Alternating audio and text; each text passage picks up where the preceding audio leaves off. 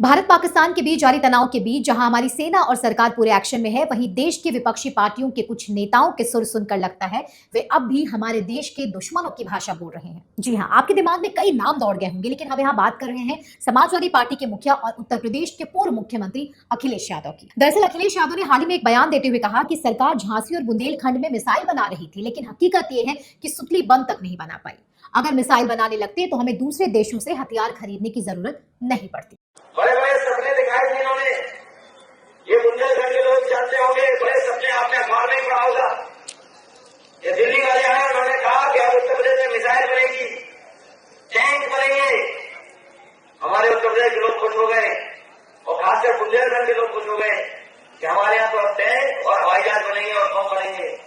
आज जब 10 साल पीछे मुड़ करके देखते हैं तो जिन्होंने टैंक का भरोसा दिलाया था, बम बनाने का भरोसा दिलाया था, उन्होंने आज तक सुतली बम भी नहीं बनाने का कहा।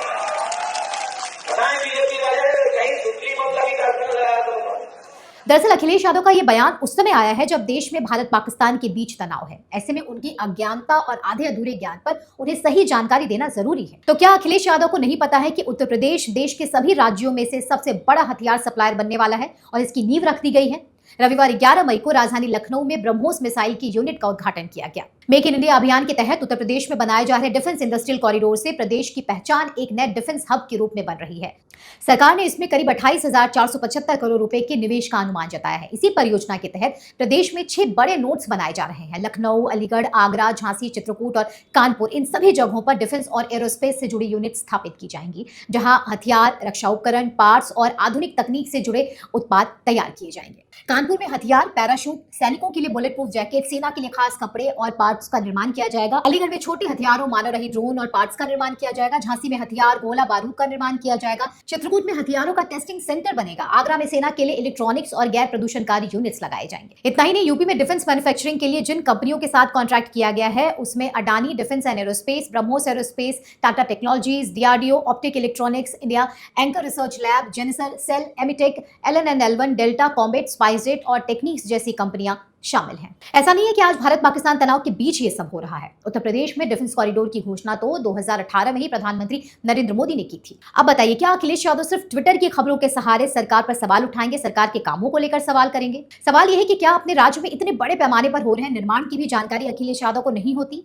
लेकिन यहाँ तो इन्हें प्रदेश के विकास से क्या लेना देना। इनका तो एक सूत्री प्रोग्राम है, किसी भी तरह से सत्ता में आए और प्रदेश को फिर से लूटना शुरू करे। शायद इसे ही सत्ता का मुंह कहते हैं, जिसकी बिरह में अखिलेश यादव जी झूठ और गलत तथ्यों के सहारे सरकार पर उंगली उठा रहे हैं, राष्ट्रीय सुरक्षा को खतरे में डालने का काम कर रहे हैं। अखिलेश यादव सरकार और सेना को नीचा दिखाने के लिए तरह तरह के हथकंडे अपना रहे हैं। दरअसल उनके बयानों को पाकिस्तानी सेना के प्रवक्ता और पाकिस्तान की संसद में तमाम सांसदों ने बाकायदा कोट किया है। अरे भाई, आप राजनेता हैं, आपका काम राजनीति करना है, किसने रोका है आपको? सड़कों पर राजनीति कीजिए, बेरोजगारी को लेकर आप सरकार से सवाल उठाइए। इतना ही नहीं, सरकारी नौकरी में भर्तियों पर हंगामा कीजिए, लेकिन देश की सुरक्षा की जब बात आए तब ऐसी घटिया राजनीति मत कीजिए। आप बिना जाने बिना तथ्यों के इतने बड़े बड़े दावे करते हैं। क्या आप ऐसा करके फेक न्यूज फैलाने का काम नहीं कर रहे हैं? कम से कम जिस विषय को लेकर आप सरकार पर आरोप लगाते हैं, सरकार के काम को चैलेंज करते हैं, कम से कम उसके बारे में थोड़ा अखबारों या आपके सोशल मीडिया हैंडल चलाने वालों से ही पूछ लेते। आप कभी एयर कंडीशन वाले कमरों से तो कभी 1000 लोगों की भीड़ इकट्ठा करके गलत दावे के सहारे सरकार पर आरोप लगाते हैं और ताली बजवाने का काम करते हैं। क्या कभी आप लोगों के बीच जाते हैं, जमीन पर उतरकर एक विपक्षी दल के नेता की हैसियत से आपने देखा है कि आपके राज्य में क्या हो रहा है, क्या कुछ बदलाव हो रहे हैं? अरे भाई, जिनके नाम के सहारे आपकी राजनीति अब तक चल रही है, अपने उनके पिता जिनको आप नेताजी पता बताकर यहां तक पहुंचे हैं,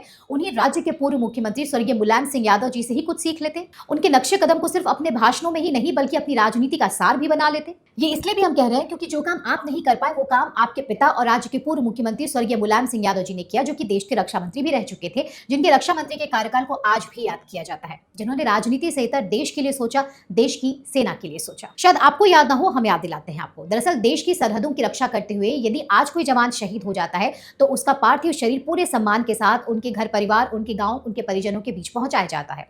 भारत सरकार और सेनाओं द्वारा यह सुनिश्चित किया जाता है। लेकिन साल 1996 से पहले यदि जवान शहीद होता था तो उसका पार्थिव शरीर को उसके गांव तक या परिजनों को नहीं सौंपा जाता था, बल्कि सीमा पर ही जवान का अंतिम संस्कार कर दिया जाता था। और जवान की टोपी, वर्दी और अन्य सामान परिजनों को सम्मान के साथ दिया जाता था। लेकिन समाजवादी पार्टी के संस्थापक मुलायम सिंह यादव के उस समय रक्षा मंत्री रहते हुए उन्होंने ये बड़ा फैसला लिया था और वर्ष 1996 से देश में शहीद होने वाले हर एक जवान का पार्थिव शरीर उनके परिजनों को सौंपा जाने लगा और आज पूरे राजकीय सम्मान के साथ उनका अंतिम संस्कार किया जाता है। 1 जून 1996 से 19 मार्च 1998 तक समाजवादी पार्टी के संस्थापक मुलायम सिंह यादव देश के रक्षा मंत्री रहे और इस दौरान उन्होंने एक ऐसा फैसला लिया जो आज उनके फैसलों के चलते ही देश के शहीद जवानों का पार्थिव शरीर उनके घर तक उनके परिजनों के बीच पूरे आदर और सम्मान के साथ पहुंचाया जाता है। रक्षा मंत्री रहते हुए मुलायम सिंह यादव के इस फैसले के बाद से आज तक इसी प्रथा को निभाया जाता है। मुलायम सिंह जी के रक्षा मंत्रालय के कार्यकाल के समय को उस समय की विपक्षी पार्टियां भी सम्मान से देखती थी। क्या आपने सिर्फ राजनीति के लिए ही अपने पिता के नाम का सहारा लिया? देश और देश की सेना के लिए किए गए कामों से सीख लेते हुए क्या आपको इस समय राजनीति न कर सरकार के कामों की तारीफ नहीं करनी चाहिए? रक्षा मंत्रालय और देश की सुरक्षा से जुड़े मुद्दों पर अगर आप कुछ भी बोलकर अपनी राजनीति चलाएंगे तो ये स्वीकार नहीं किया जाएगा अखिलेश जी। ये उपलब्धि उत्तर प्रदेश और भारत के लिए गर्व की बात है। यहाँ किसी सरकार के श्रेय लेने की बात नहीं है।